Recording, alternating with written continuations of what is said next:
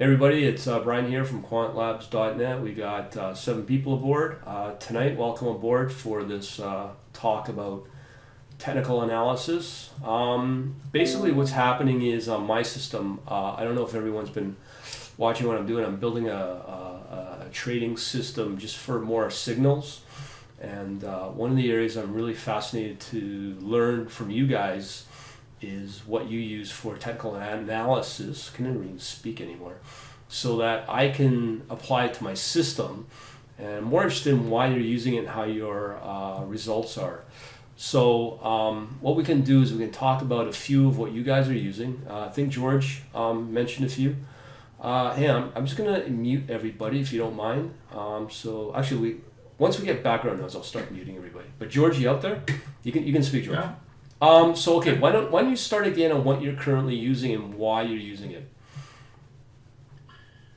I'm using the VIX, and I'm also using, this is trading the SPX, but I'm actually watching the underlining of the S&P 500 futures, which is ES. Right. And I'm also looking at the bid and the asks. And I use the VIX and I also look at the bonds futures as well. And I use the VIX to as confirming that when the VIX goes down, then the underlining is supposed to go up and vice versa. And I use VIX as a confirmation. I use the number of bids and asks. Usually when you have more bids, the price will go up, and more people trying to sell, the price will go down. But often I find that the price is going up even though there's more people trying to sell and vice versa. And I take that as a counter indicator, and I realize I think that there's some software that's putting more asks, more sellers that are just putting in orders and taking them out as a way of trying to control the price. So I use that as a counter indicator. And I also listen to traders' audio, and that puts me on in the pit where there's documentation on who is buying and selling. Okay. So you're actively trading with what do you call it? Traders audio through the in the pit, like as part of the live in stream while you're actively quote unquote trading. Is that correct? Yes. So you're using it sort of like as a way to measure what other people are doing through like a live stream. Well, over time you learn how the trading in the pit, how the trading in the pit works, and then when I started to understand that, then I got ideas about how to use that information. The trader's audio is also free on Thinkorswim. Oh, okay. So yeah, you're using Thinkorswim as your platform, right? Yeah. Okay. So that's free. Right. Okay. Because yeah, I'm under here. It's like $250 or $125 a month. That's pretty pricey. Well, the membership of that includes other things besides the trader's audio. Right. You got newsletters, SNR. More than that, you got contact with these people, right? Okay. Because I know Shalom's out there. We've talked about in the pit. Shalom, you out there? He could be a shy guy right now. But we've talked about in the pit where some of the, depending upon your level of trading, you might find it's pretty it's pretty basic stuff. But if you're just starting, I think in the pit should work out. Yeah, Shalom just confirmed here. Shalom, do you have any feedback on in the pit? I remember we talked about it a couple of weeks ago. Do you want to mention anything on it? What do you mean by feedback from the pit?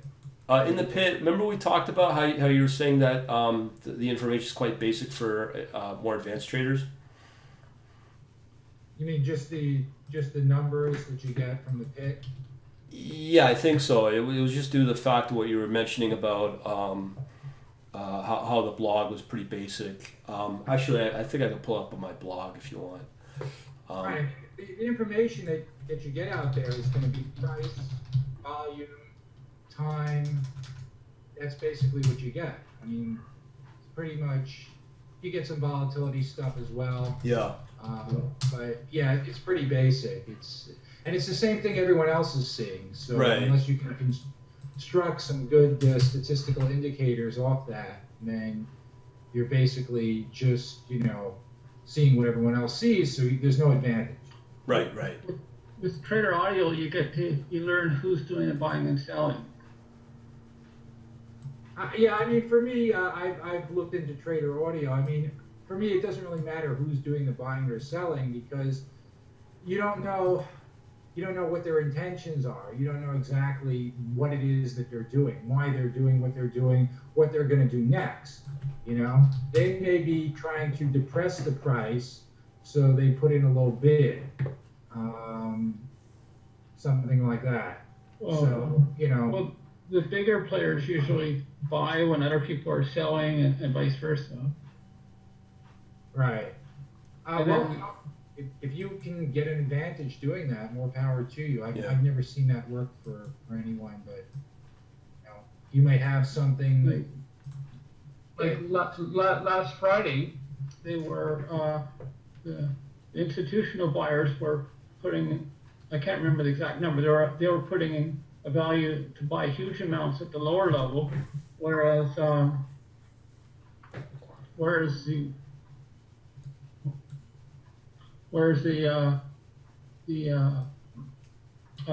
other people like private bank companies were putting an institution to sell a lot at a higher level, so the price was just being sandwiched for a long time. Because there was a battle going, and the other traders were just moving the market up and down between the two. Well, not only that, but don't forget you could also have the HFT players putting their orders in, then at the last minute putting their cancellations in. So that's going to skew a lot of what you see out there. Well, this is futures. Do they use futures as well? That's Sure, good. they're high frequency traders trade everything. They don't want to miss a market. No. Yeah. Futures, bonds, currencies, you name it. If there's volume, they'll trade it. Yeah, liquidity especially. Anybody else got any other technical indicators that they use that they can share to the group? Let me just see if I can see anything. Anybody using any technical analysis and why you use it? That's the whole point of this conversation, is just to flesh out what people are using. Anybody out there want to share anything? I mean, I can share the stuff I use. I mean, the Yeah, go ahead. technical stuff is just pretty basic. It's just to understand like the basic structure of the market, not really to trigger any trades. But if you want, I can elaborate. Yeah, why don't you do that, Sean? Okay, so I use simple moving averages. I start with the 20 bar or 20 day Right. simple moving average just to understand basic market direction. Yeah. And then I use the 50-day simple moving average as more of an indicator. It's an intermediate market indicator as far as direction goes. And I use the 100-day and 200-day as more of risk measurement tools for the market. If the market penetrates the 100-day or the 200-day by quite a bit, it definitely raises a lot of eyebrows, especially among the institutional guys who look at that kind of stuff. Particularly the 200-day moving average. From what I understand, that's a big one that a lot of big players are looking at. Other than that, there's not much else. I look at average true range. I'll look at the daily true range, and then the average true range for the 10-day and the 50-day, just to get an idea of how volatile the market is. That's it. I don't think there's any other good technical indicators that you really need to use. Okay. Go ahead, George. I'm assuming it's George. If you're done, I'm done. I just wanted to add. I also used volume profile. The volume volume profile. That gives you a chart of the volume per price Okay. and I use it for a daily period. But I can choose. Are those trades or are those bid and ask volume? No, those are trades. Those are trades. Okay. It shows it's based on option market theory, and it shows you the range of the price movement for a particular day and how many traders, how many securities were bought and sold at that price. So then you get nodes, like you get the highest amount of volume for a particular price, and then and there's different phases. There's horizontal phases and there's vertical phases. So before a price moves vertical, you have a horizontal phase, and then that's where the most efficient option market trading is, and then the traders trade around that, and then over time there's a price change, and it's either going to go so the horizontal phases sort of consolidates, and then the price moves up or moves down, and then they find another. That's where inefficient trading is. Then it forms another balance phase or horizontal phase, and it gives you an idea of the structure of the market. It doesn't tell you where the price is going to go, but it gives you a structure. For example, if you're trading on direction, you probably wouldn't want to buy something right in the middle of the horizontal phase because it could stay there for a long time, and you don't know what direction it's going to go. Okay. I'm more interested in looking at forward-looking type of technical indicators, seeing what people use out there. Anybody using any forward-looking at all or leading indicators? Well, I tried Fibonacci, but it didn't really work very well for me. So I just to go forward-looking, I look at previous support. So, are you doing the classic support and resistance? Yeah. But I don't find Fibonacci doesn't kind of work very well with me, so I use previous support. Okay. Anybody else use forward-looking? Just type away. Don't be shy. The reason I'm looking at forward-looking is that's exactly as it sounds. I'm just looking at to predict and forecast. So, from what I'm learning, I would be using implied volatility on a particular asset. Looking at basically working with trend lines. There's a whole combination of things. Let me ask you this: does anybody use any fundamental analysis, and typically what you guys use? Oh, somebody mentioned. Shalom, if you IV rank, you want to? Yeah. Go ahead. Yeah, IV rank and IV percentile, very important. If you want to predict anything, the option markets will telegraph the move by showing you what the IV rank. When the IV ranks are high, implied volatility rarely stays elevated for too long. Right. When it's low, it's not really telegraphing a move, but when they're really high, then you can kind of be somewhat sure that IV is going to implode. So there are people that go and they look for options that have an IV rank of 70 or above, or an IV percentile in the 75% range or higher, and then they sell those. Okay. Because they're most likely to collapse in price. So if there's any forward-looking indicator that's worth anything, I think it'd be IV rank and IV percentile. Now, have you played with those enough where you get enough analysis and see that pretty well consistently on what the purpose of that particular indicator is supposed to do? Well, that makes sense. Yeah, I mean, I played with IV rank. Thinkorswim gives you IV rank pretty much for free. They compute it for you. And I also gave you that free website, McMillan Analysis. Option Strategist, I believe, has a free computation of IV percentile. what they call IB percentile. But you have to be careful because a lot of times people say they're computing the IB percentile, and really it's just the rank, which is not a true percentile. A rank is they just take the high and the low and they take an average of that. The Yeah. IB percentile is the actual percentile that you're at, which is much more precise. Yeah, because I'm finding that's an important characteristic that you mentioned is about people need to calculate their own implied volatility because you don't know how they're calculating it wherever you're getting it from. So it has to be a trusted source. It has to be either a trusted source. LiveVol is a source that a lot of people trust, but it's not cheap. Right. That's the other thing. It's like at least I think their cheapest plan is like $100 a month, or $99 a month. Yeah. So, I mean, it's not terribly expensive, but yeah. I mean, I think it's good to compute it yourself just to make sure that the numbers you're getting from your vendor are not garbage. Right. With IB rank, you have to be careful because what happens is when you're ranking stuff, if you have some outliers, like you have a few very high implied volatility numbers, but or for a few options, but then the rest are not that high, Right.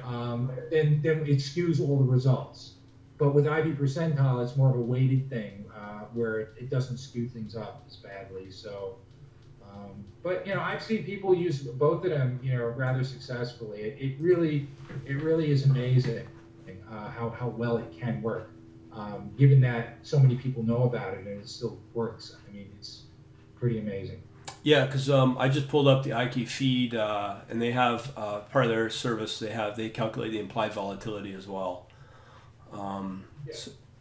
So that's something you could probably work with. Calculating it like every 3 seconds, right? For you, the read, right? 3 second delay or something.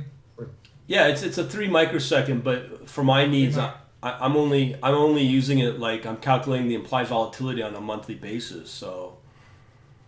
But I'm saying here you could have an implied volatility calculated, instantaneously, up to date, which is nice. Sure. Because during the day, volatility can implode or explode very quickly. Like it can happen within a few minutes. There are some options that go from pennies to being worth, dollars. Right. And then you multiply by 100, you're talking hundreds and thousands of dollars then in value. Right. So, I'm just finding using the VIX is just if you're using an asset that is within the S&P 500, sure you could use the VIX, but if you're using something like it's trading in Europe, would you use the VIX to compare that against the European asset? You know what I mean? So right. I mean, VIX is a standard measure of just volatility across the markets. So because the S&P 500 is a pretty broad market. If the VIX is high, then most likely the counterpart to the VIX, the VIN for the NASDAQ will be high, and the counterpart for the Dow, and there's a counterpart for the Russell. Right. All those VIX type indicators will be elevated as well. Right. So I mean, the VIX is starting to explode. If you look today, it's almost up at 16. Wow. And yeah, it's really there's some, I wouldn't say panic in the market, but there's some definite fear building up. Right. Anybody else want to add anything at all? Remember, everyone should be able to talk or type anything you like. It's not about me, George, and Shalom. We got a few other people here. Any Shalom, Go ahead, George. I'm interested in what type of volatility trades you do. Are you just selling a naked option or a credit spread? I never sell naked options. It's just too risky. Mm-hmm. No, I'll do spreads. I'll sell vertical spreads, and I'll buy VIX put options. So I'll do trades like that. Right, because when you do a VIX put, you're going to be short implied. You're going to be short the VIX basically, right? But Right. you're long the instrument. So it's a way to be long an instrument. It's a way to be short the VIX without having, the chance of you being wiped out. Like if you sell VIX calls, well, if you sell a VIX call that's, when the VIX is, you sell a VIX call at the strike price of 20 when the VIX is at, 14, and then the VIX goes up to 40. Well, then you're in trouble. You go bankrupt pretty quickly. So, I'm sorry, what was that? you'd be in trouble. Yeah, you can get in trouble very quickly, and with any option. I mean, you sell Google options. You never know what's going to happen with Google or Apple or any. And the market can lose its liquidity at any time. It's not like currencies where there's stability. The liquidity could be pulled from the market at any time, and I wouldn't be surprised to see the S&P 500 back at 1,000. It definitely could happen. It could happen this year, right? It could happen in October. You never know. You never know when people are just going to shut off their machines, right? I mean, that's really liquidity drying up. It's the high frequency and algorithmic traders shut their machines off. They don't buy anymore. And that's 70% of the liquidity of the market right there. It's gone. Yeah, because when liquidity dries up, there'd be no more buyers, so the price will drop. Oh yeah, tremendously, because people try to put in an ask to sell something. There's no bid. The market doesn't catch a bid because all buyers have dried up, so they have to dramatically reduce the ask price to catch a bid. And then when people see that the asset traded at such a lower price, then they panic, and then they start to sell out, and that's how things go. That's how you get a market crash. And also, you look at open interest too, because as the open interest increases, then the market can go up or down. Open interest is for option contracts. Or even just for open interest for the futures. Okay, right. For some kind of contracts, you would have. And because basically the futures is what it sets the price for all the other stocks. When the futures move, the stocks move. Right, but futures don't always lead the market, right? It doesn't always happen that way. Even though the name is futures, but it's misleading. That's the price that people think the market will be at in the future now, right? But that is not the future price of the market. That's what people sometimes get confused about. But what people think now affects the price now. Well, people think when the future goes up, the stocks will go up right away. They go up together, usually. Usually they go up together. Well, in a low volatility environment, that's not always true. But sometimes you have the market going up a lot and the futures just going up a little. Sometimes you have futures shooting up and the markets don't move that much. The futures in general are more volatile than the actual market is. I've even seen patterns that I see in the futures, and I go to another stock like Morgan Stanley or whatever, and I see the same pattern at the exact same time. Right. Because it just reminds me another good indicator that actually the option pit, which is it's not. They have a free blog. It's not bad. I'd actually check it out. I'll put it in the comment box over there. Because does anybody use earnings price per share? Because I'm looking at Apple right now, and obviously you can tell the confidence in the stock and as a good indicator on where they're seeing things. And there's usually this is what some of the pros use. Not only that, but go ahead. I don't use that.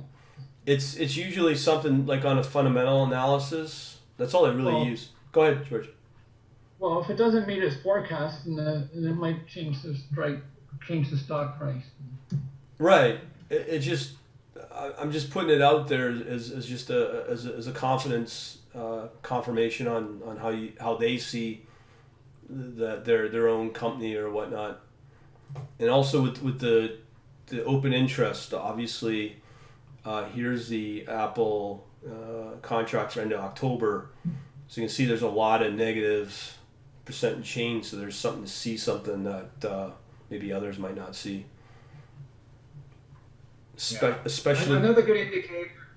I'm sorry, Brian. Go ahead. Sorry, I'm just saying you can see on the higher open interest rate that there's negative outlook on Apple over the next 6 weeks, or yeah. Those are calls. I mean, that's not outlook for 6 weeks. That's just what they fluctuate a lot. I mean, if you look at the implied volatility on the right hand side, those numbers are a fraction of that. Yeah. For the most part. Yeah. Anyway, sorry, Shalom, you're about to say something? Yeah. Mark Sebastian from Option Pit had a good way to analyze what the market was going to do as a forward-looking indicator. He took the percentage change of the SPX and the percentage change of the VIX. And by analyzing it, there were some times when the VIX percentage change was so much more than it should have been, given that the market decline was very small. Like the market may have declined like 0.5% down in the SPX, and the VIX was up like 20 or 25% or more. And if that happens day over day, that's indicating that fear is ramping up, even though the market decline is not justifying that amount of fear. So it's basically it's the ratio of SPX, change in the SPX versus change in the VIX. So that's a good thing to look at as a percentage. Let me check that out. Percentage change in the, I'll type it in here. And that's on the option chain you're referring to? No, the actual value of these indexes. Is it? So it's SPX percentage change. I'm just typing it in here so everyone can see. Okay, here. There's also another indicator while we're waiting, Brian, called the SKEW, SKEW. Okay. And that's another fear indicator. Okay. You can look it up in, You're referring to like skewness? no, it's called SKEW. It's an official indicator. Oh, SKEU? SKEW. Okay. There it is. Yeah, okay. So there's no option change, so that's just on the... No, there's no options for that. Okay.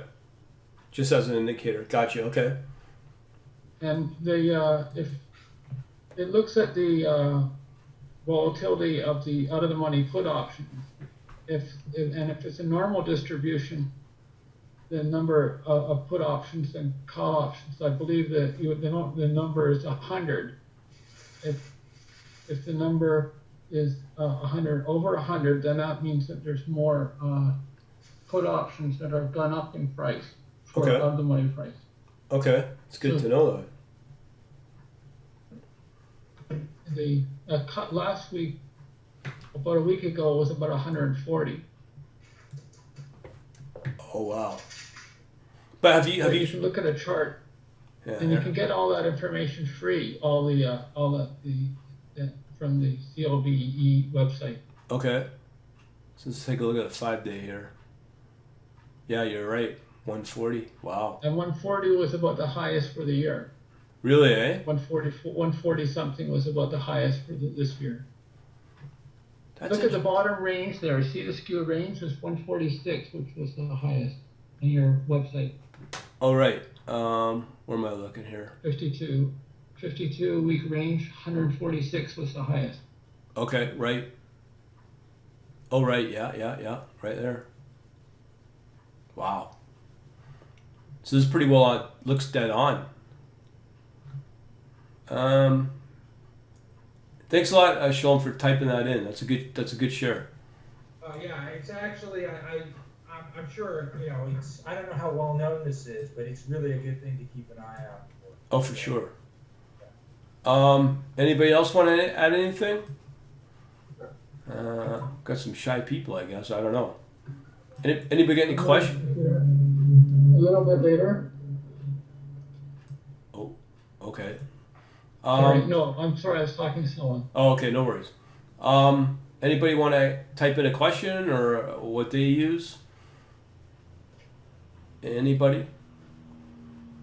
Okay, so we've talked about the EPS. Anybody else use any fundamentals at all for as an indicator? Do you guys use it? Any fundamental, Shalom and George? Not normally. Okay. Except for GDP, gross national product. Yeah, that's for your worldview of where things lie. I'm just talking about specific right on the stocks or the assets. Anybody use any fundamental? I guess not. I'll take that as a big no. Jeff mentioned cycle. Brian, I'd like to comment on the fundamental. Yeah, go ahead. Is that I believe that the fundamentals is very available for any stock, and I think it's probably already built into the price. Okay. That's my opinion. Right. Like I said, that's why the only thing I look at is just the earnings price per share, which is obviously forward looking, considering going out over the next couple of quarters or even the next few years. Jeff, are you available to talk about your cycle? Yeah, the only indicator that I've ever used is a cycle-based indicator, Uh-huh.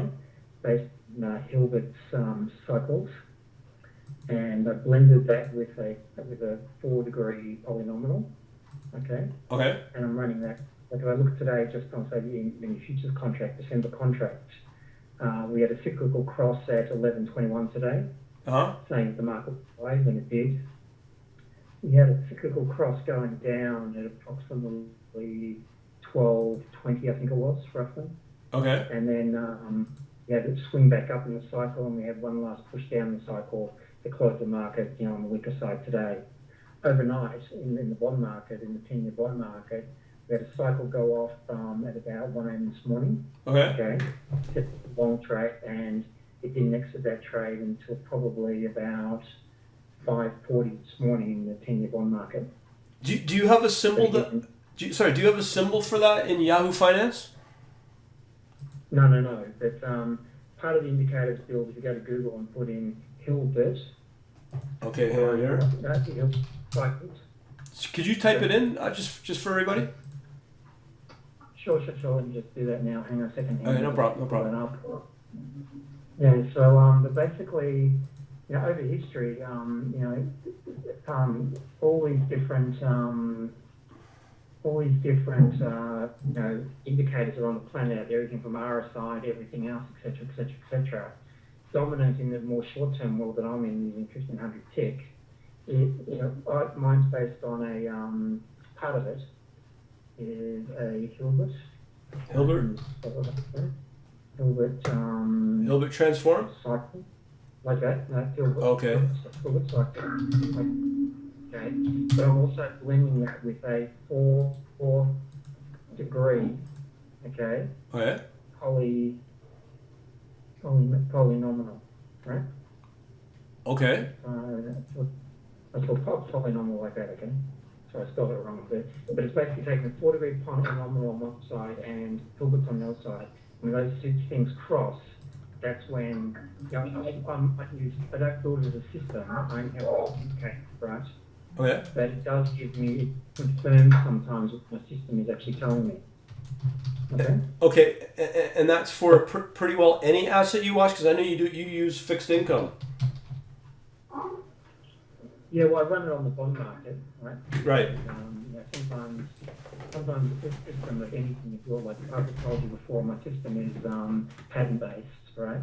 Okay. And sometimes you'll get a choppy market where a system will chop you around, right? Yep. But in that time, notice you're getting tighter and tighter cycles, right?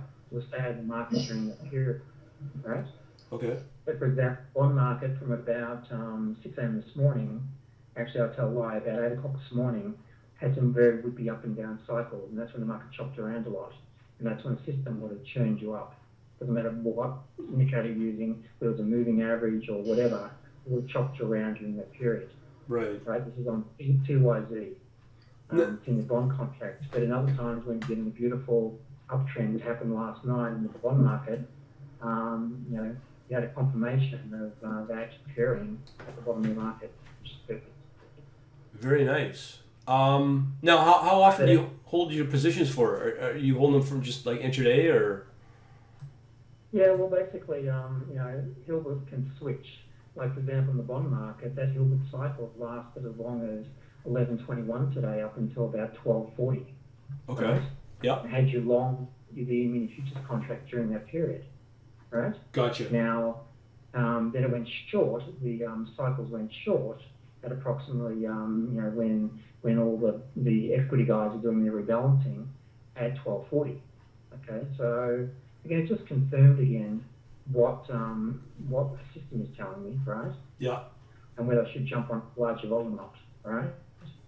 Otherwise, when I'm running my systems, I just check what that's telling me because it's pretty much because cycles will adjust, right? Right. So number one, you're using a 4-degree polynomial. And secondly, you're blending in the other side of it, the other input with the Hilbert sunlight. So again, is your, Very to nice. investigate if you're trading more short-term cycles, just for the longer-term people on the call, right? Yeah. E-mini futures, the E-mini daily chart, right, had a cross on the actual Hilbert sine wave to go lower on approximately, I think it was about the 16th of September, right, saying it's going to go lower. Okay. And on NASDAQ, right, NASDAQ had a cross back on about 825 or 26, right? Right. That we were going to roll on NASDAQ, right? And that was all coming from cycle work, not from anything else. Wow.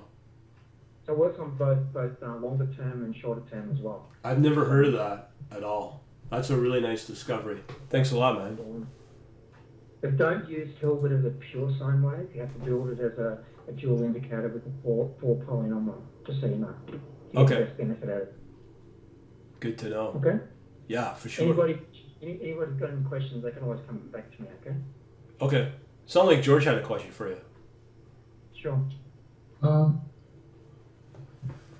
are you, so when you build it with the polynomial, do you have two different lines and then when they cross?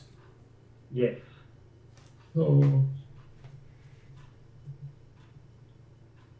So you've got two parts of it really. You've got I built an indicator out of it, but what I did was I built multiple parts out of it. So the one I'm actually really doing, I built an analytical signal out of it. And that analytical signal, if I give you just a second, I'm just going to open up my setup here. That basically will give me a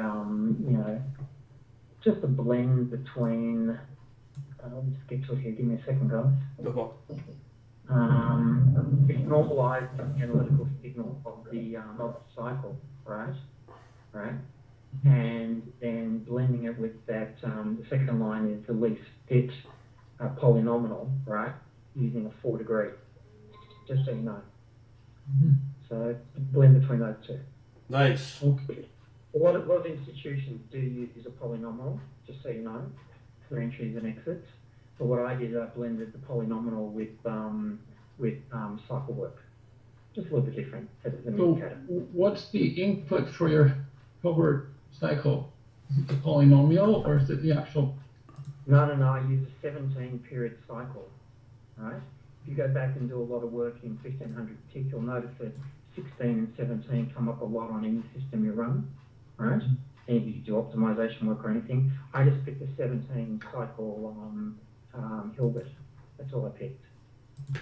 Now, was that random? Well, I did a lot of testing on it, but I'm using a 17 Hilbert with a 4 polynomial.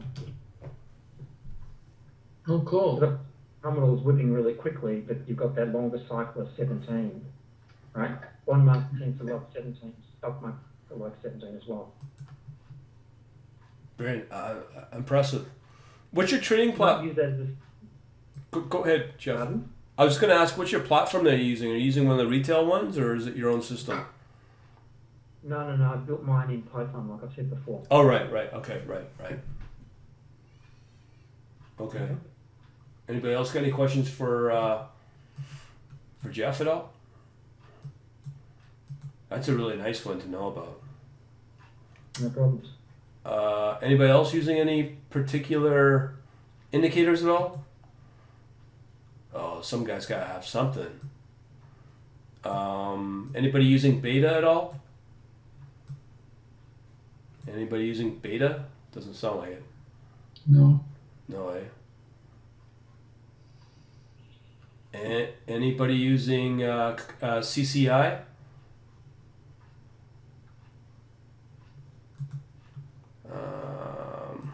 This particular one here, let me just pull it up.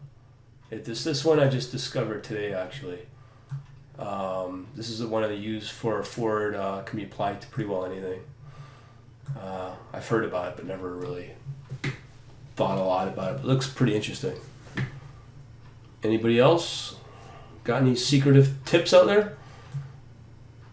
No, I think the institutional market still heavily uses it. There's a couple of books out done by a couple of the Bloomberg people, just quoting what their clients use. Yeah. And the number one thing they used was RSI, just so you know. Yeah. Yeah. I know RSI is a big one. Bollinger's another big one. I've just learned about reasons. Sometimes, Go ahead, Jeff. Sorry, George. Go ahead. sometimes I use an indicator when let's say I've seen this happen when the VIX was going down, the stock was also going down. I take that, and that's not normal behavior. I take that as an indicator. Okay. So when the market's doing the opposite of what is expected, let's say the oil was going down and the market was going up, I use that as an indicator. Yeah, there's that Take that into contrarian mentality. That's pretty popular out there. Sounds like what you're using. Actually, I'll just show you what I posted today. It was a neat in MATLAB. There's this technical analysis tool, and what you can do is you can import your ticker from wherever. So I don't know, I'll just import GSPC, and you can apply your indicators. It's real nice. So I don't know, moving average, simple, whatever your period is, 20-day, and then you can actually save it as your different time series for whatever you're going to use it beyond that. It's a really nice little toolbox or tool that I've discovered earlier today. Whoever's using MATLAB. Anybody else got any indicators that they like using? Anybody? God, you guys are quiet. George. No, I mean, Chef here in San Fran, the other thing I look at is something called cumulative volume. Okay. Just what cumulative volume is doing is really just the exactly what it says. It's taking the cumulative change in the volume during the session, right? Okay. During the session, if volume is really picking up at the start of the session, and it'll go from sort of neutral, right, to above, 10,000, 20,000, etc. Like at the end of the day, where even though the market sold off in the stock market, you had 31,000 of cumulative volume jump at the end of the day, right? There was people that were slowly selling the market during the course of the day, buying back their positions, right? That's another thing that you don't really use it as an indicator. It's just really telling you, is the market around the wrong way on their accumulated volume? Okay. Right? Because a lot of square up their books by the end of the day. Right. No, I've heard about that where most of the activity's happening right in the mornings and right in the last half hour of the trading session. That's correct. Yeah. So between those times they call it amateur hour. Yeah, it's a good one. I've always liked volume as well. Anything else that anybody use for 7 people? Anybody at all? Does anybody still use the classic statistical description like mean, standard deviation, and all that? Anybody? So I think everyone, those are so common that yeah. It's that go ahead. it's built into the price. Okay. I mean, they're common and they're also changing all the time, right? They're not static, so you need something more than just the mean and standard deviation. Yeah. What about like I asked before? No one at all is using beta at all. No, the only reason you use beta is you're running a portfolio, for example, and stocks, and you want to know what the beta of the stock is, because when you're going to sell it and you've got different portions in your portfolio, right? Right. You calculate one beta to get that out of your portfolio. That's how the fund managers use it. Okay. It's pretty well that's used as a tool for risk. Yeah, alpha is your return and beta is your risk. Sure, but wouldn't you want to use that as another indicator to see if it's worth trading into to measure the risk on your portfolio, on your different types of exposure that you could put out there? Well, if you really, Go ahead. it's really an active portfolio against a non-active portfolio or high beta names, like particularly some of the tech stocks here on this coast, right? Yeah. Will really move. One move in the market of a regular stock, they might move a move and a half, right? Right. And that's a great of one, right? So it's just picking again what your stock selection is, and using beta to do that stock selection. Okay. Well, let me ask you this: who's using? Obviously, people are using risk management. Who's using? I was going to do this in the next session, but I might as well just get that out there. Who's using what for what types of risk management? Kelly Criterion, anyone? So no one's using Kelly Criterion at all for risk management? Does anybody? Sorry, go ahead. I think Kelly is overrated. If you look into it, it's actually there's articles on it. It's not really the best thing to use because in the short term you could really get hurt. It's a long-term kind of how should I say it, risk management tool or money management tool, but that's only over the long term. But if you want to make sure that your short-term drawdown isn't too much, Kelly's not what you want to use. So some people use fractional Kelly. They use like a weighted Kelly or an optimal F ratio kind of deal. But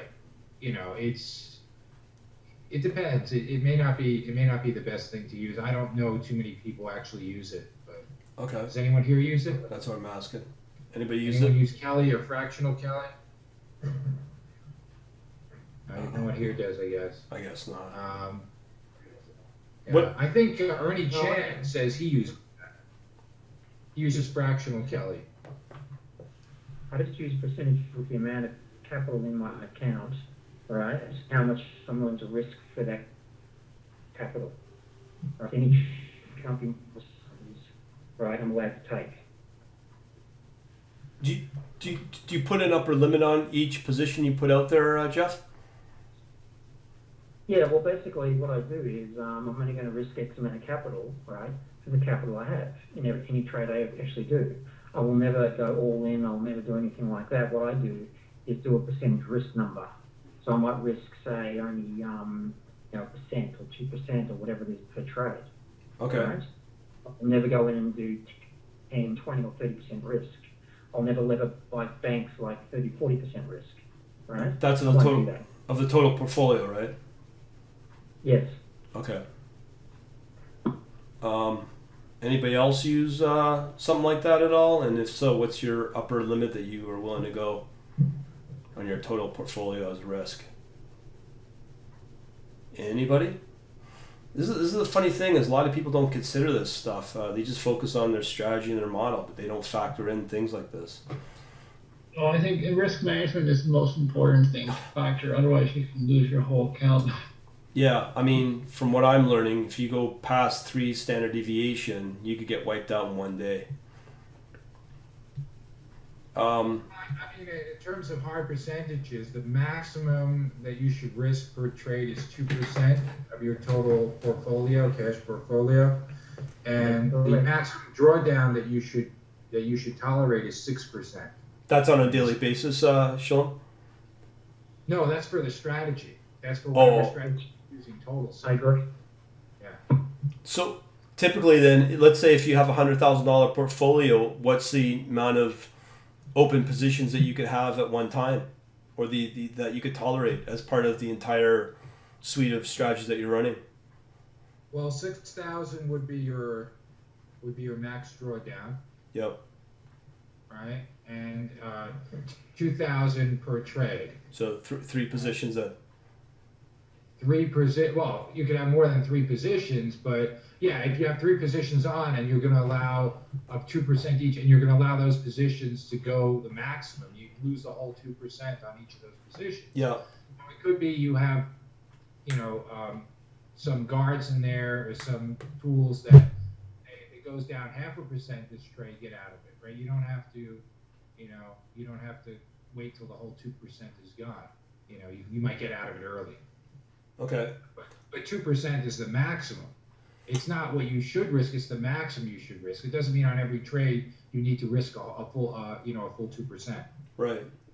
Is anybody else out there measuring the percentage, like using statistics to measure up on a particular asset, let's say month out, percentage of up days versus down days, or you try to estimate that as a meameasurement of risk? Like up days in a row, like streaks or something like that? Or Well, something like where you can calculate. I can't do it right here on the spot, but there are ways to measure your position that you want to take on to make sure that to calculate how many up days versus down days there will be on that position that you're about to take on. So it's just another measurement of risk if anybody's doing that. Well, I think you can only measure that historically. You can go back historically Right. and see how many up days there were in the last 2 years or the last 5 years versus down days. Certainly you could do something like that, but I don't know if that kind of statistical analysis would be so useful because you'll find that it's going to be close to 50%, I believe. Yeah. So, it's and also, if you get many more up days, you may get many more up days than down days. So let's say 75% of the days are up days, but the up days, the percentage change for the up days is minute versus the down days are really big. Right, and that says you use a measurement of risk. So it's not just the number of days; it's also percentage-wise. Exactly, but that's what you're looking for is to see your percentage of down versus up. It's just another Right, form. not only in terms of days, but in terms of price percentage. So it's price percentage up versus price percentage down as well over that same time period. Right. Right? You also want to look at Because winning if you just look series. at days, Go ahead. if you just look at number of days, the percentage of number of days, it doesn't tell you the whole story. You have to look at the price percentage move as well. Right. That's all I'm saying. But you also got to look at winning series against losing series. For example, a good system should have average gains per series a lot greater than losses in that series. That's all. Yeah. Because I'm thinking at the top of my head here. Is there any other indicators that people use as part of their analysis on when taking on positions? The one thing I'm fascinated with is how do people measure, let's say you have a trading idea, what people use to calculate the time that they should go into a position. What sort of metrics you guys use? And what kind of combination of those metrics? Well, if I go into this, sorry. Go ahead. Sorry. It's Jeff from San Fran. What I look at is always in every market, where's the greatest number of ticks that are occurring in the market during a certain part of the day. And I concentrate on that. That's my starting point. So if you see a sudden uptick of or a number of ticks moving up, you're essentially going to use that as a form of there's definitely volume building, so that you're using as a form of potentially taking on that position. Brian, I'm going back through history and I'm trying to see, does the market really trail off? And we all know in this case, not my case, I remember I'm 3 hours different to you, right? Yeah. At 6:30 in the morning to 8:30 in the morning, when London goes home, there's significant volume going through the market. From 8:30 about 10:40 to 11 o'clock, you might as well go and play golf. Right. There's not a lot going through the marketplace. And then the ticks will pick up again. So a lot of people, maybe a lot new to trading, will come in and wake up and they'll see the first thing in the market being too volatile. I won't trade, or I'll trade and they'll lose. And they'll try and make that back at my time here, 9 o'clock, 9:30, that sort of thing, and we'll continue to lose because they're trying to make money in the time when they're available in the market to trade. And there's been studies out there that put a lot of ticks, particularly in the futures contract, occurring between those times, particularly 6:30 in the morning to 8:30 when London goes home. Yeah, and just to remind people, Jeff is in California as well, so he's using the Pacific Coast time.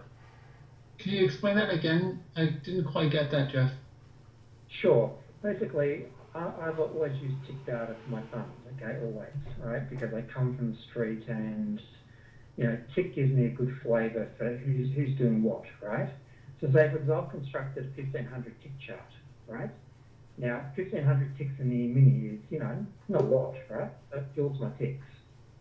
But what I'm suggesting to you, you can go back and look at every single day and count up how many ticks are done every minute of the day. And what you'll realise is, you'll end up realising there's a large percentage of the actual ticks occurring between 6:30 California time, AM, through to 8:30 AM California time. Okay? Now, I want to be trading when most of the ticks are going through the market, right? I do not want to be trading when there's no ticks going through the market, or less than the average, right, going through the marketplace. And that tends to be between 8:30 in the morning and about 10:30, 10:40 in the morning, right? Depending on, what time of the day it is. Similar thing occurs in the bond market, okay? So again, most clients that I'll talk to and most clients that I've been involved in over my years really go down to that sort of detail about where the ticks are actually trading historically.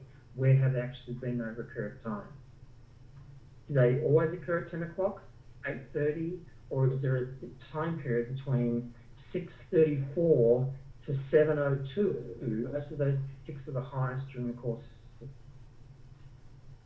If that's a prime place to trade, because it means your Yes. bid-ask spread is really good, and you're going to get better execution during that time. Just for liquidity and volume wise, right? 100%. Okay. Yeah, it comes back to that amateur hour between 10:30 and I think around 2:30, 3:30 New York time. Does that sound right, Jeff? Yeah, well, our time here is 9:30 New York time, right? So it's Yeah. really 9:30 to 11:30 New York Yeah, time. exactly.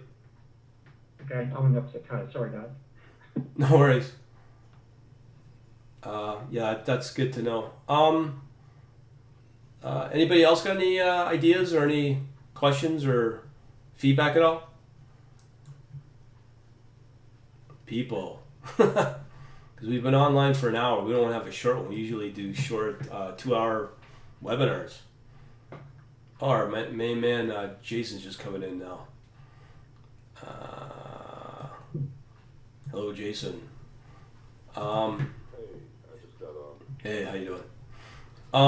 We're just talking about indicators. I mean, you use quite a bit. I know we email, correspond a lot because you're just joining us. What sort of indicators are you using? Just so you know, this is being recorded, so you'll be able to hear the first hour of this. Right. Actually, the thing is that I'm sort of in follow along mode. Yeah.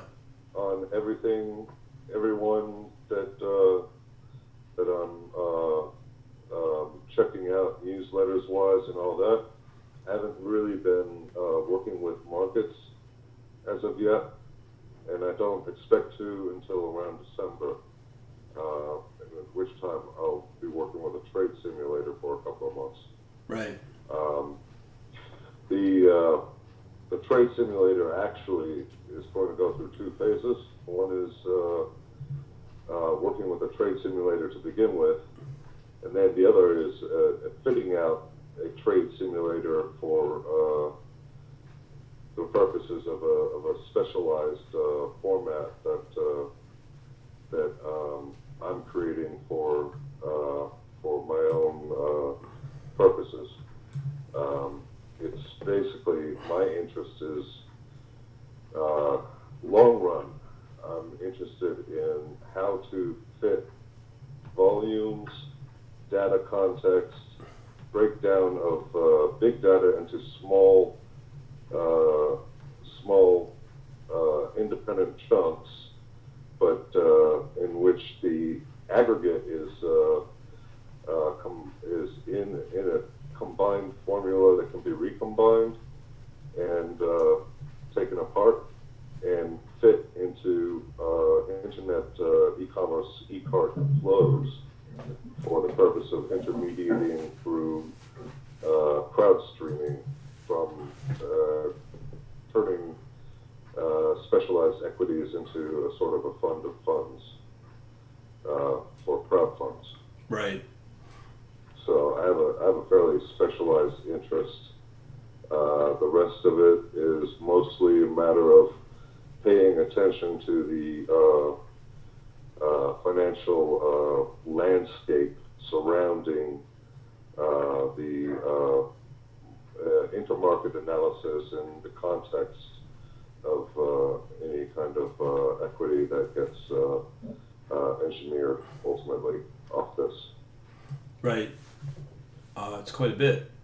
Well, that brings up another question I might ask. Is anybody using any sort of stock simulators at all? I guess, Jeff, you probably sound like the most advanced. Are you using any kind of simulators at all to mimic different types of volume activity or any kind of other market activity? I know. Not that much on stocks. There's look at cumulative volume, futures market, and that's the only thing I use volume for. But volume can be, I'd rather see ticks, how many tick chunks are going through, rather than pure volume itself. Okay.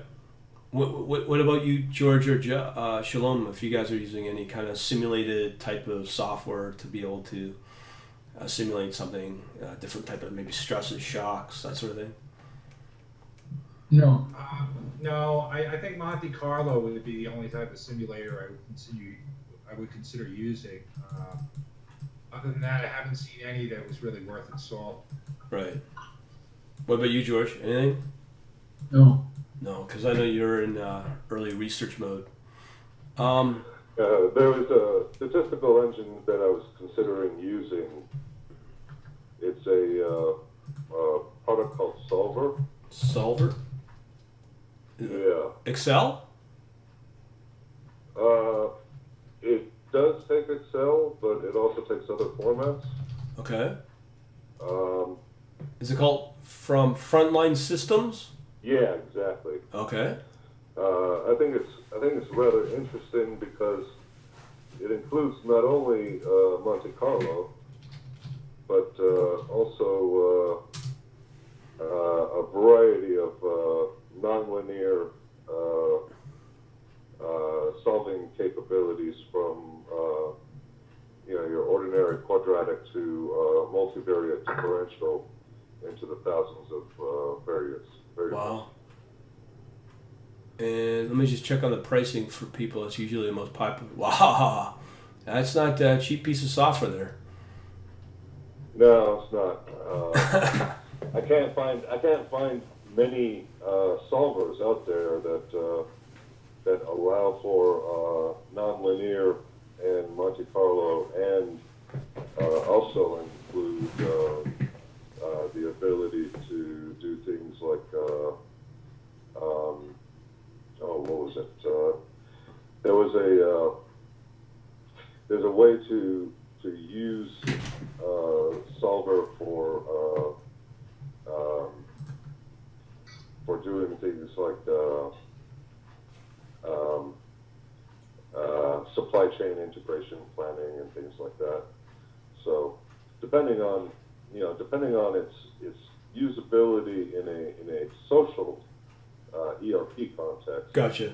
Yeah, that can assist in financial intelligence. Because you just brought up another point. Does anybody study the value chain at all? So, for instance, if the manufacturer has, I don't know, oil shortage and how it can impact another retailer in the gas industry maybe a month down the line, does anybody use any kind of indicators or any kind of market impact analysis on that sort of thing? I guess not. Yeah, I suspect that's the province of specialty commodities traders. Yeah. Well, it's not just it could be pretty well anything. I mean, obviously commodity. Well, I guess generally commodity. Yeah. Yeah. The real question is, I think the real question is, if and how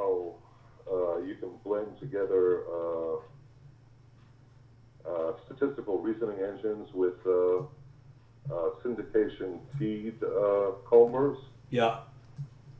to be able to. I don't think it's there yet, but I see a time at which the ability to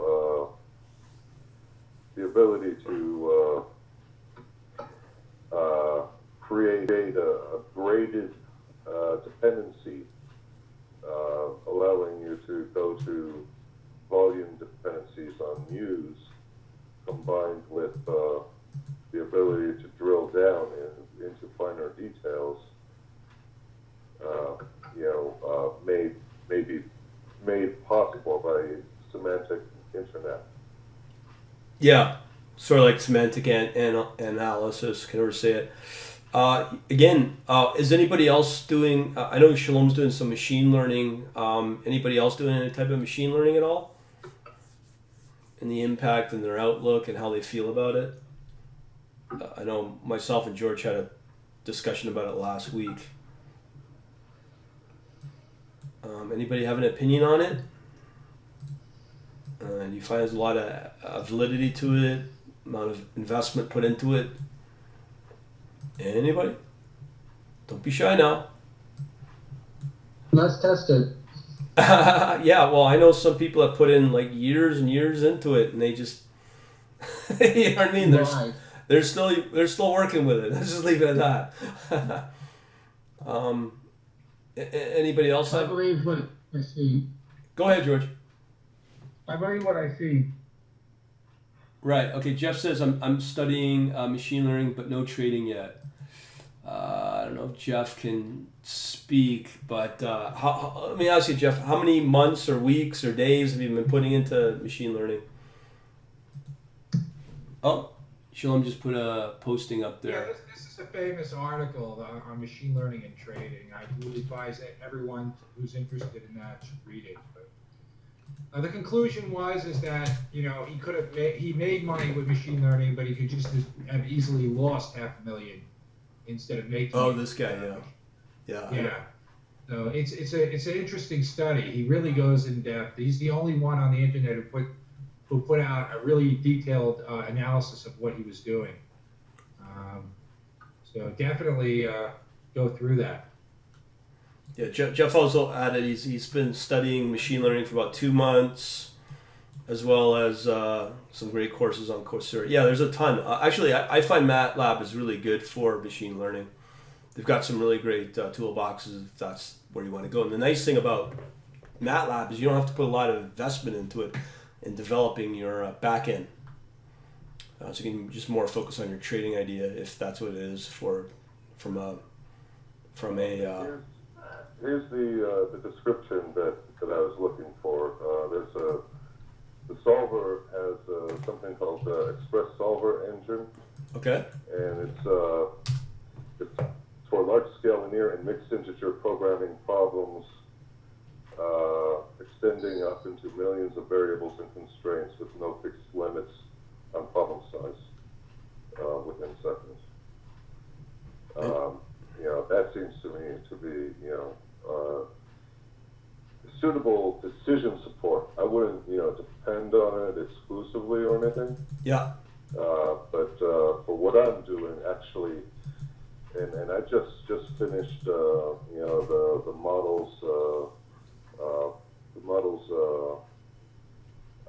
meta frame of reference, because this is not intended to be just for myself, but it's rather intended to be to create a social simulation trader's introduction into marketplace problems, and how to introduce intellectual properties in realistic ways to companies that may be skeptical that there's a market for the intellectual property.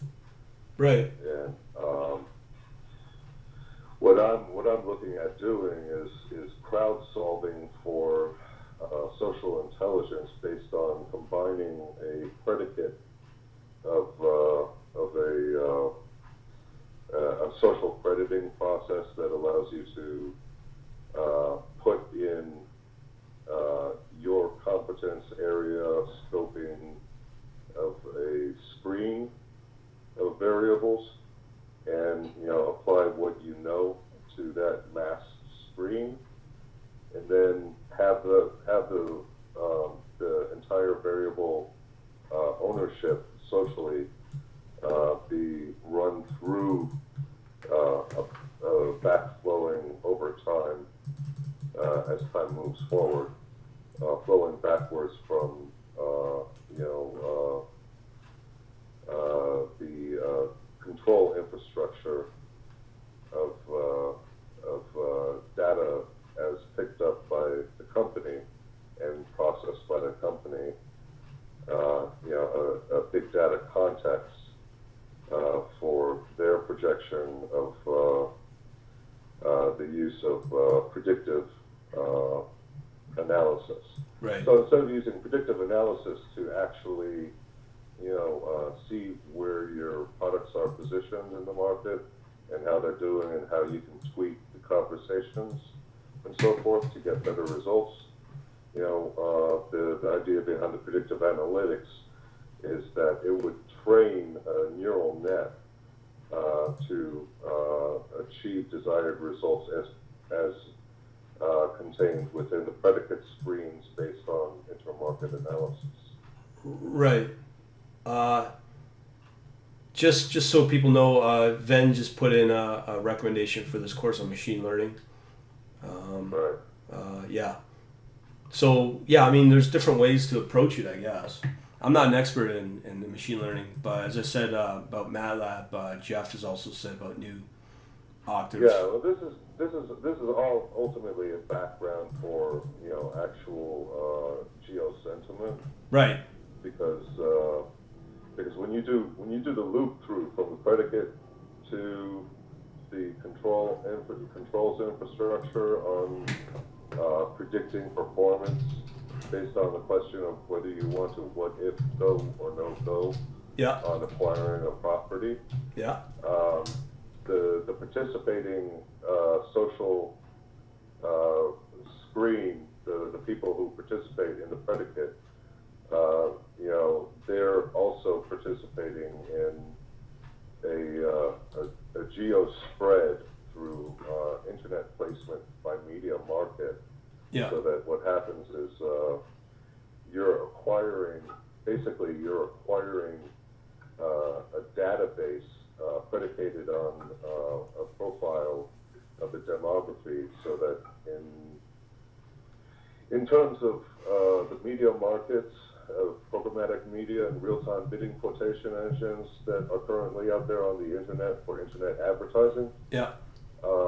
the idea is that instead of having a demand-side platform and a supply-side platform that various agencies arbitrage against, the idea is to have a single endpoint which bifurcates backwards into the geodemography and the sentiment of the geodemography as reported and then screened through the operational particulars of a given company's needs. Right. And then the neural net part of it is just a way to provide fit data back into the KPI inventory of a given company.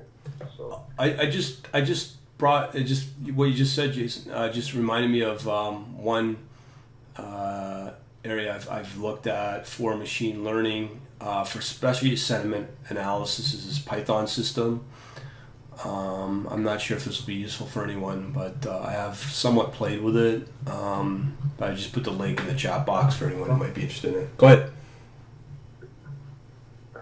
So, Brian, I've seen it and done it. and how do you feel about it, Jeff? Yeah, it's quite interesting actually. I programmed it up in Python just to have a look at it, sort of thing. So Yeah. not too bad.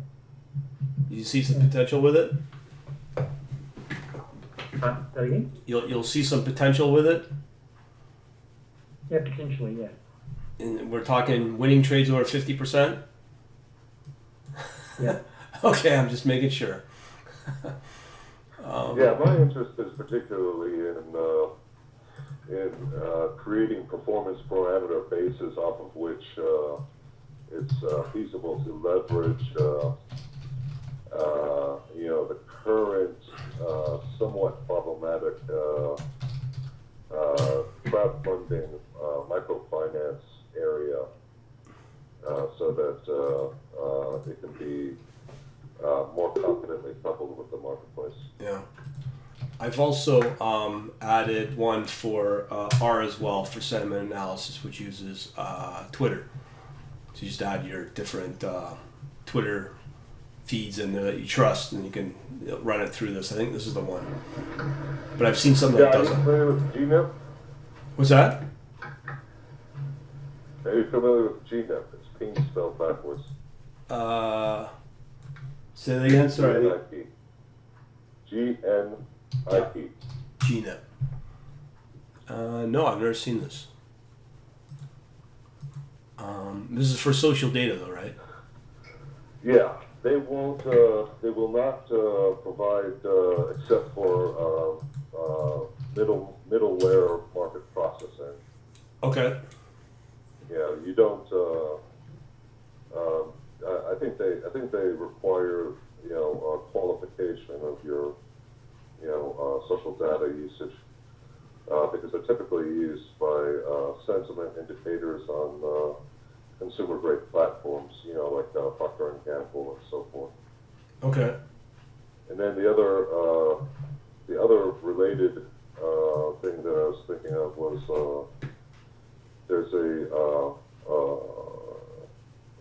there was a very interesting type of development and put out by a company called Bluefin Labs, associated with MIT, Media Camera Culture. You said bluefin, right? Bluefin, yeah. Okay. So take a look at that too. Bluefin Robotics, or No. Bluefin Labs here, I guess is it. Yeah, they were just recently acquired by Twitter. Oh yeah, that's what they're saying. Yeah. Bluefin Labs. Okay, here we go. Okay. Yeah, it does. TV analytics. Yeah. So I guess we've Jeff mentioned here, psych signal available from Quandl. Let me do a search on that. I use Quandl for searching out government data. I'm trying to get them to do a presentation for the group. So this is just psychological analysis. I'm just trying to figure out what sort of government or what sort of sources they're using. Psych Signal. Never heard of these guys. Appreciate that, Jeff. I'll look into this later. Guess we got off topic outside of technical analysis. Anyone else using any sort of technical analysis? Trying to bring it back on track. Anybody at all? I'm just looking for ones that actually work. I mean, outside of standard, moving average and RSI, that sort of thing. Go ahead. Have you heard of Turn? What's it called? Turn. How do you spell it? TURN. That's it? Yeah. Okay. Is it turned They on? have an engine that's typically used for advertising, but Oh, got it right here. as a trading desk engager, if you're doing, say research analysis outreach as a pre-qualifier Yeah. for your interest in cultivating accredited, self-selected people for your own desk. Yeah. They're probably Right. they'd probably be useful because they handle. I don't know where it is. I can't see it, but there was some indication somewhere that they handle several billions of profiles as per the typical seller profile analysis for interlinking over internet media. Well, right here it says. Back to demographics and commercial demographics of sales charting. Because right here it says world's largest trading desks. So this is something worth looking into for sure. I just can't find anything related around trading. It's all more marketing, it looks like. Yeah, I think when they say trading desk, I think they mean programmatic trading.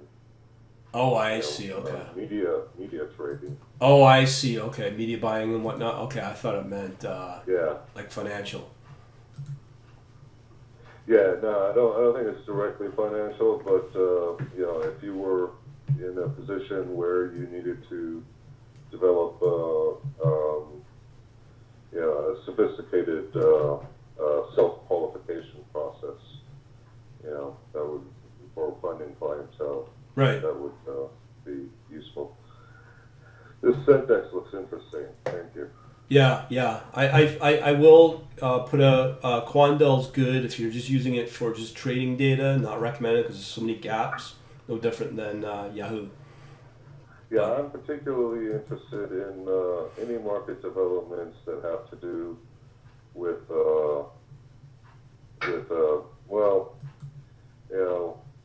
I don't like calling it Bitcoin because that's the slouch way to do it. Yeah. But digital ledgers. Digital currency, I guess. Yeah, except I don't view it as digital currency. I view it as a digital ledger. Gotcha. I think digital currency is a little bit of a piece of lazy slang for marketing terms. Yeah. I'm actually looking at ways to use digital currency to facilitate barter methods as process methods and tag into business process method marketplace. Yeah. The ability to facilitate charitable arbitrage of automation trusts using the method predicate sentiment analysis that I mentioned before, Right. in which geo audiences, would basically get a mass vote on deployment of pre-commits by financial interests of letting a company participate in the results of automation queued logistics over the internet. Yeah. So you would be able to schedule your tax breaks through a filter of crowd-funded charitables. Right. And that's why my interest in the marketplace, because ultimately I'm interested in putting this together as a financially engineered instrument that acts as a hybrid branch combining internet audiences, geo sentiment, and the ability to precipitate charitable outcomes as a result of market efficiencies. Right. We're coming up to almost an hour and a half now. Has anybody else got any ideas that they use as an indicator for technical analysis? Because we can No. close it off fairly soon. I heard a no there. Nothing from San Fran. Okay. Anybody else? George says no. Like I said, we're recording this right now, so this will get put up on YouTube in the next few hours for anybody who's missed it. But thanks for everybody's input on this. It's really helpful for me. I can apply it to my own system, obviously. I'll just make one last comment on the thing that I've been focusing on, which is that I'm ultimately putting it together into a way that fits with credit insurance and trade credit marketplaces. Okay. You know, Um. I'm following and not yet active in, but I intend to eventually become active in the Occupy Money groups. My interest is how to use markets to solve for constrained context of social and political problems. Right. From the just to get a sense of the economic context surrounding problems, and it seems to me that by combining semantic programming with financial context and digital currency through a barter method that has reference to credit scoring indexes, Yeah. that it should be possible, and this is what I'm working on now, to put out these green dot prepaid cards, the prepaid reloadable cards, Mm-hmm. but instead of actually paying for the privilege of giving your money to have your money be effectively held on a card, Yeah. which seems to me not to make a whole hell of a lot of sense. You would be able to buy a card at your local store and use it in conjunction with internet market purchases, and be able to separately, through a separate payment engine, be able to state that you also wanted certain amounts of money to go to various charities of your preferences, and get access to financial ecosystems through that over the quarterly basis, Yeah. as an aggregate of ecosystem access, Yep. and at the same time have your receipts in order for whenever For you taxes. had to file for Yeah. taxes. Yeah. Well, I'm sure Apple Pay will probably be part of that maybe down the line. So Jeff has that. Alpha Pay? Sorry. Alpha Pay? Yeah, the way it's looking. Alpha Pay or Alpha Point? Apple Pay. Apple Pay. Yeah. Oh. Yeah.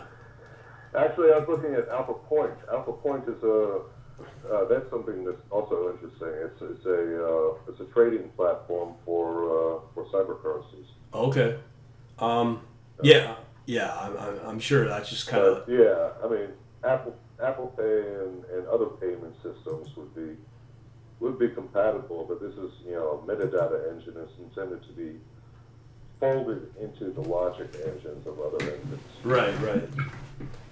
Jeff asked a question about how do you optimize a neural net. Again, I'm not a neural net expert, but as far as I know, people keep saying that MATLAB's got a good toolkit for that. I've just put a link in there how to optimize it. Well, MATLAB has some stuff on that.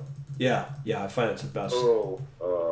Perl is, as far as I remember from when I went back to school, Perl was the preferred language for artificial intelligence applications. Mm-hmm. But that may have changed some. I'm actually going to be looking at going all the way down into the compilers and the parsers, Yeah. and maybe even developing my own language. Wow. There's two things that I'm looking at. One is there's a tool set called Antler, A-N-T-L-R. Yeah, I know it. And Yeah, I'm just gonna have to put. Sorry about that. Go ahead, Jason. yeah, it's used for putting together compilers, parser tools, and all the stuff that goes into interpreters and compilers. The second is that there's a language called E. Yeah. That is associated with a different type of digital currency called Ethereum. And in Ethereum, Ether is the purchasable fuel for apps ecosystems, Yeah. in which the digital coin acts as indicators and KPIs on the performance of app systems, and the digital coin itself is capable of being formed into what are called Right. Turing contracts. Right. So Yeah. makes it possible when you have like these things like software as a service, other things like that on the internet, Sure. But actually participate. yeah, like I said, we're just kind of like Financially. jumping out of scope here on what this conversation is Yeah. about. So yeah, I mean, George asked about what my goal of the system is that I'm working on is just to, well, basically, obviously trade for profit, obviously, but it does major assessment and risk assessment as well as maintaining a watch list and that sort of thing. I'll come back to that if you're interested. Yeah, I got a risk question for you. Yeah, just give me a sec. I just got some other questions here. With Jeff, he wanted to achieve a neural network with the least resources. Something to do with thoughts on achieving convergence as using genetic algorithms to optimize neural net parameters. For you, Jeff, Matt, I keep coming back to MATLAB because it's still the best one out there. Just do a search on auto trading. Hang on here, automated trading webinar. And then there's another one that covers that sort of thing. I'll just put that in the chat box here. So there's two webinars that they've done. There's this one they covered using genetic algorithms as well as automated trading. Or sorry, what's the other one? Automated trading. There's another webinar that they've got as well related around all that. So hopefully I'll help you out. No problem, Jeff. Yeah. Okay. So Jason, you had a question? Yeah. I'm wondering when you're doing risk analysis, Yeah. what kind of indicators are you using, and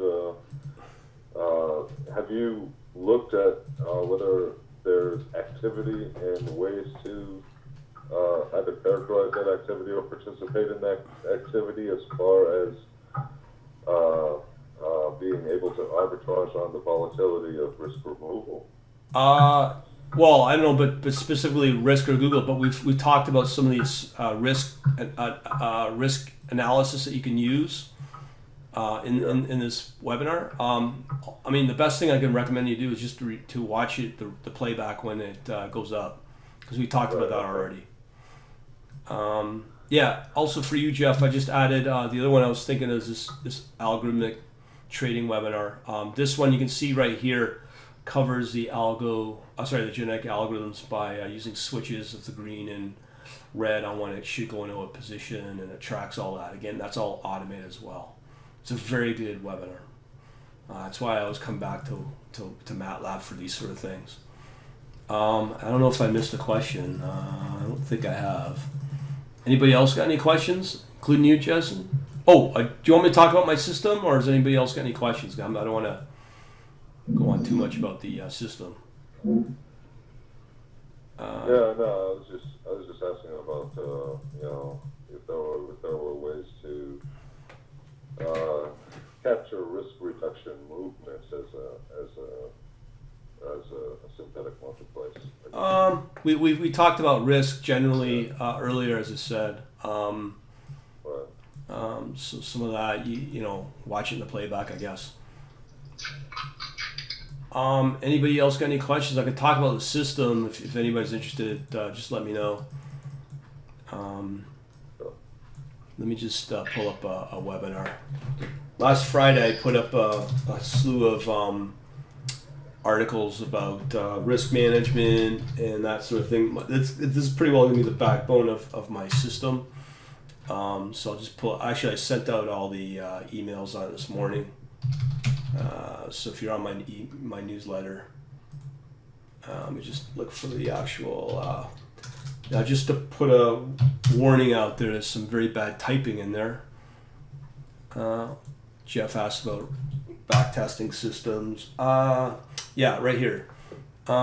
This, I put up a bunch of articles. I condensed it into one article where I've talked about psychology of trading, applying your risk, all kinds of stuff.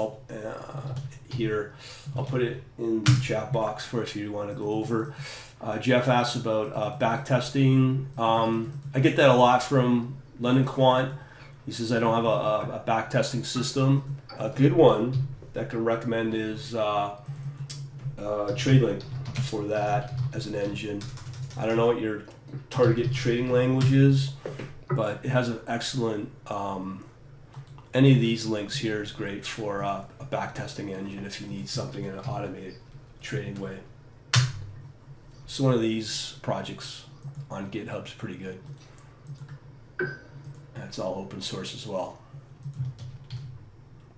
Anybody else using? We just got Daniel. I don't know if Daniel, if you have any questions about technical indicators at all. So Jeff's asking about MATLAB or Octave. No. We got Jeff who's on line who uses Python. Is there anything you can recommend, Jeff, for backtesting? Backtesting? Yeah.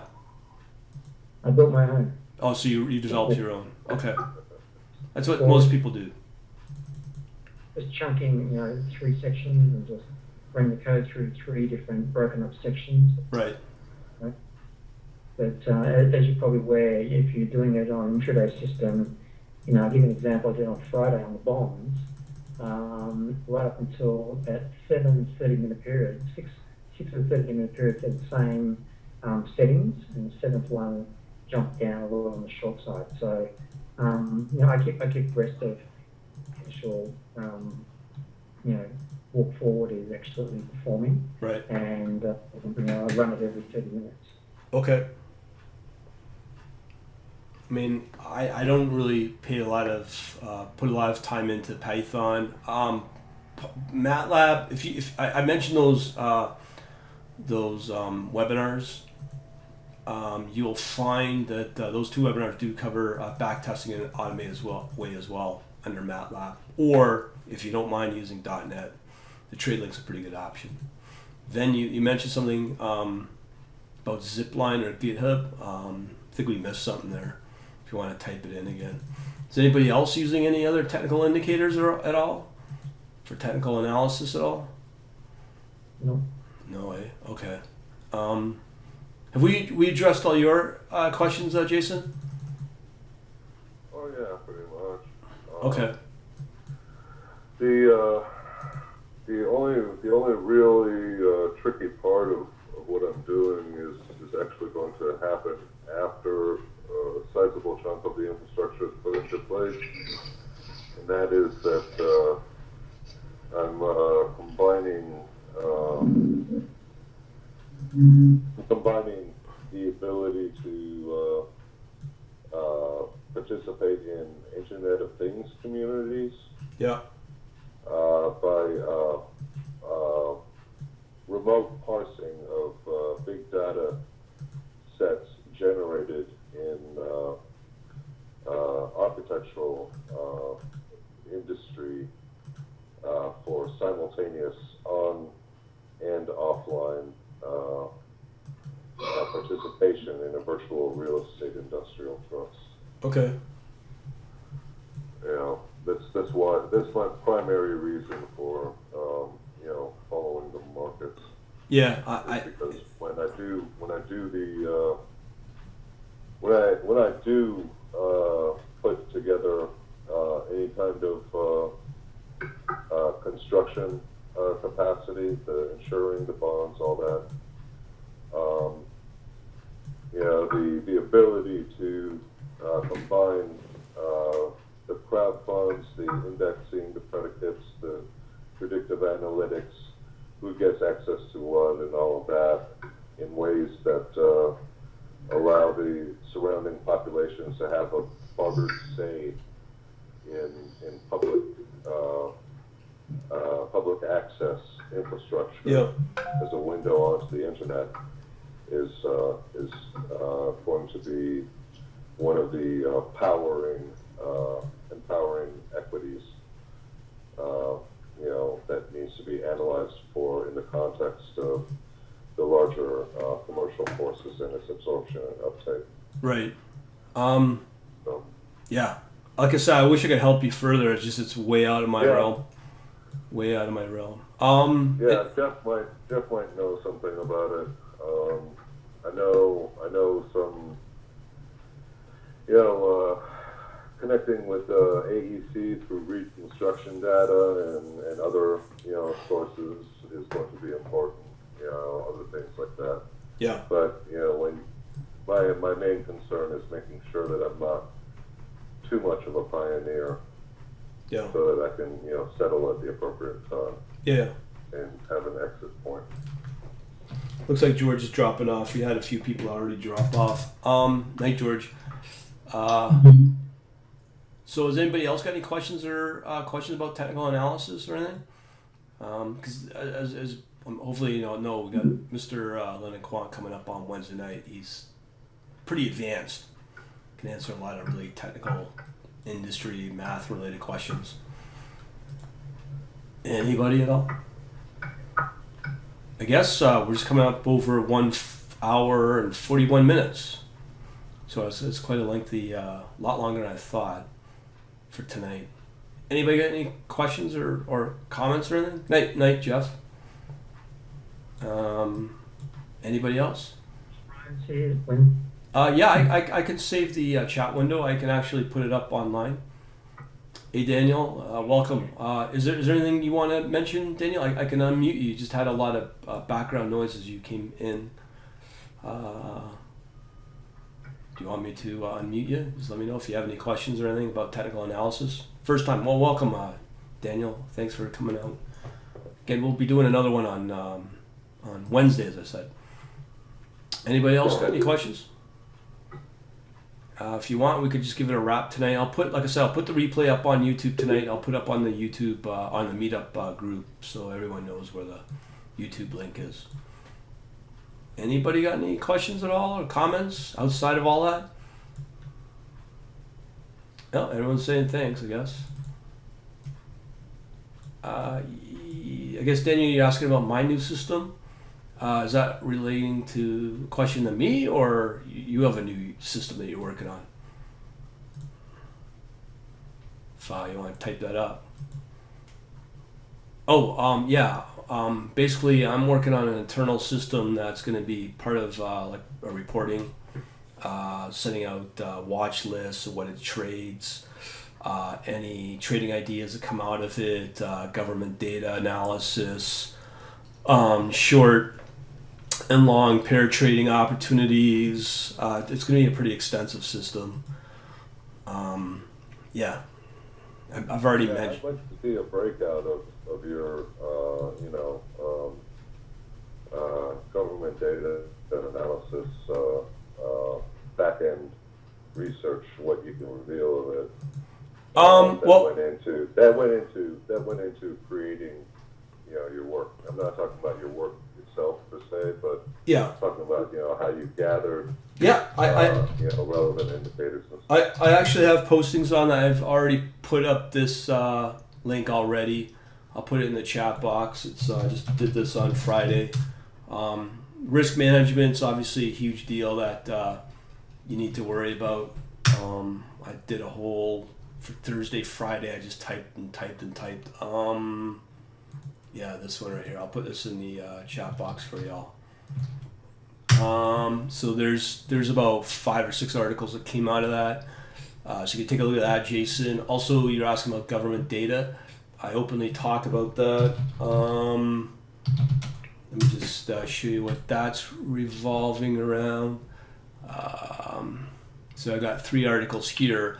So let's say if you want to use Quandl for government source of data, here's all the types of data I use from US and Europe. So I got that. I'm just trying to remember if anything else is out there.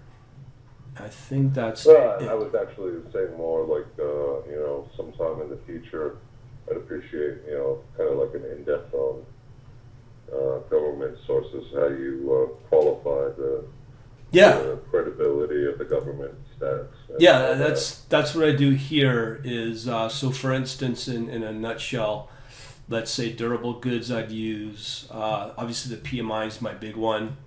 It just gives an indicator of the manufacturing sentiment. You can break it down via sector. So obviously if you know in defense, that might be a good play right there. If you have transport, so on and so forth. Also you can confirm everything using durable goods. You can also use housing starts, building permits authorized. Right. So that gives you obviously a good sentiment. You need to also use consumer sentiment as well from University of Michigan. Then you also can break it down via Europe as well. They have a pretty good. Now, let me ask you something. Yeah, go ahead. One of the things that I've been developing for the big data volume approach Yeah. has been creating synchronized consensus methods Okay. for different groupings, and it's just occurring to me now that combining synchronized consensus with credible government statistics in What's your semantic role work relations to putting up a given scenario and then letting academicians and their students take it apart and put the sourcing back together might be a good way to provide different types of profiles of how ideas get fit to. What's your geographic region that you want to focus on? Initially, I'm going to focus on somewhere up in the Great Lakes. Oh, okay, because these are doing it by country or region of Europe. But ultimately, I'm looking for a way to combine propagation of the qualification of where to direct financial and energy resources according to what citizen sentiment indicators of active participation through charities and other and academics and other sentiment indicators indicate how to prioritize the replication of a given construction architecture. Well, I'll give you an example. I've been using Quandl quite a bit, so you can break down government data by state.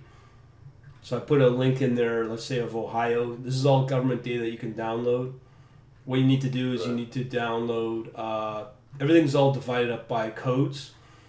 And then here's an example of a code that you would use that would grab the latest data for, let's say, depreciation for Ohio or whatever you're looking for. It can be broken right down by state. And this could be used in any client software. If you what's your language you're looking at? I'm looking at using C++, Java. Well, if you can use .NET, Python, so it has a lot of different interfaces that you to get access to this data. But all you do is once you get that language code that you want working, you just enter in this code, and you get it. It's all free data, and like I said, it's all from broken out by each state. So check out if this is sufficient for what you're looking for. Yeah, I'll certainly take a look at that. And here's all the sources as well. Federal Reserve Bank of Cleveland. You know, it's pretty good. Yeah, I think Jeff just asked, any way to obtain historical expectation versus actual numbers? As far as I know, you got to calculate that yourself. Like grabbing historical. Now, I don't know what that means, historical expectation versus actual numbers, but I know in Yahoo Finance, I don't know. Actually, that might be very interesting in very specific, limited circumstances, because what Jeff is mentioning seems to me like it would be a really, really good way for demographers and anthropologists to characterize the media literate effectiveness of a population Yeah. in being able to keep track on what effective numbers are with respect to what their expectations are. Yeah. Well, Yeah. I'm hoping I can answer this. Further breaking it down is at least you can put your asset in, and you can calculate the historical prices of whatever the asset is, and then I'm assuming actual. I would assume that's your actual right there, your current. Yes. Yeah, So Jeff, I'm assuming that the question has to do with behavioral distortion due to population demographics. Again, that's. I'm not sure he's saying exactly if he's referring to you or me. Well, I wasn't talking about us. I was talking about population demographics Yeah. that participate in finance. Yeah. Well, like I said, Quando may have the data that you're looking for because they use government data, which is listed for free, and it's one source that you can use. Maybe that might be a good place. I just discovered, I knew about it. I just started using it in the last week. Any of you guys got any other questions at all? Okay, listen, I'm going to go, so Okay. I just want to thank you all for your time. No problem, man. Thanks for coming out. Okay, have a good day. Okay, have a good night, Jason. Anybody else got any questions? Because we're coming up to 2 hours. I don't mind staying on. I just want to make sure everyone gets their stuff answered. Any other? Okay, so Daniel's saying night all. Jeff says thank you. Thank you for coming out, guys. Hopefully you can come out the next one next Wednesday, or in 2 days. So I guess we any questions at all? I can wrap her up. It's coming up to 2 hours right now. Give it another going once, going twice, going 3 times. It's like Jeff says, good night, see you next week. Yeah, come on out. It's actually in 2 days, my man. Okay, so I'll wrap her up. Thanks for coming out, guys. Hopefully you picked up a lot. I'll put a copy of the chat as well on my posting. All right, so thanks again for coming in out. No problem, Daniel. Thanks for coming out. Hopefully we see you in another one. All right, have a good night, guys, and over and out.